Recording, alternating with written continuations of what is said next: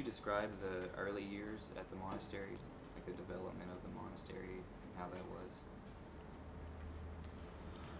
In fact, as for me, it could be of two sections. First one is the monastery in Dharamsala, the Institute of Buddhist Dialectics. So there, the teacher, the principal teacher, or he was also the principal who passed away, unfortunately. Very untimely he passed away.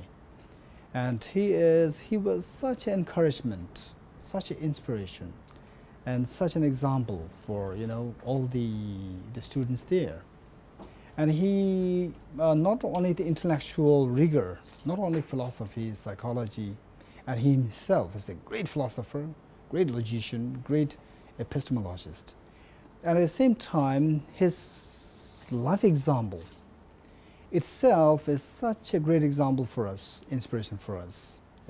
Not only to be richly educated, richly intellectual, there must be some warmth. So that warmth is instilled in us directly by his way of example. So this is one thing that I noticed. And meanwhile, the Institute of Buddhist Dialectics, which was originally founded by the same teacher, through the blessings and through the inspiration of His Holiness the Dalai Lama. So that was mainly financially backed by the Office of His Holiness the Dalai Lama. At the same time, the monks there, they were also involved in their own ways of hardships to make some kind of living for the monastery. So we were involved in making some tofus, what tofu is, and which was really hard work, extremely hard work. Yeah, I have so many experiences of that. Then eventually, and then that institute, it was an institute, but we didn't have any car, right? So eventually, our principal bought one, just manually, some kind of cart with the two wheels, and then to be pushed, manually. So that was our car. So now the financial situation has improved dramatically. Then after like six years, then I moved to Drepung Loseling Monastery. So before that, I was every now and then going to Drepung Loseling Monastery.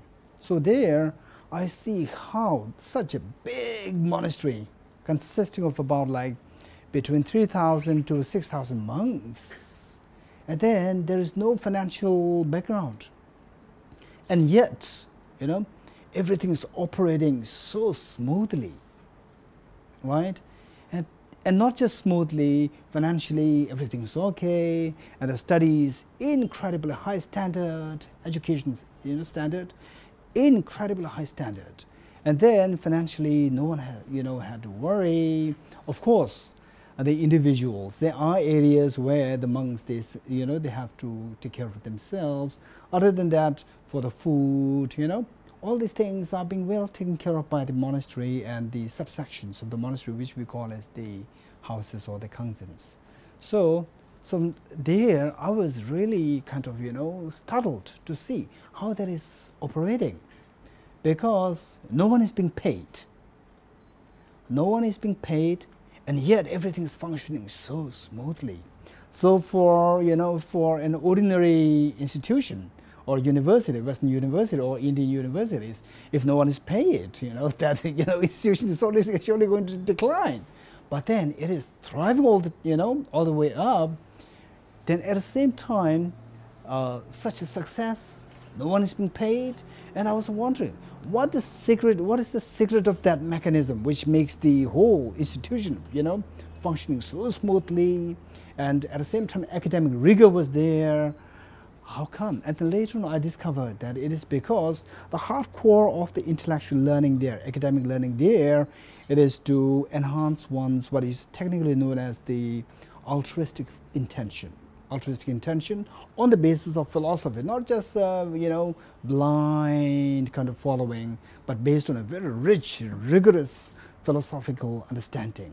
So on that basis, the monks, as they evolve in their studies, and then those who are doing extremely good in their studies, they become teachers, and then who may be moderate, they tend to become, some kind of staff, working in other capacities. And then we see that, without having to give any kind of incentives, they're working, so hard on their own. So this is the very special thing which I noticed in the Drepung Loseling Monastery. Yeah. So likewise is the case for all the other monastery universities as well. Yeah.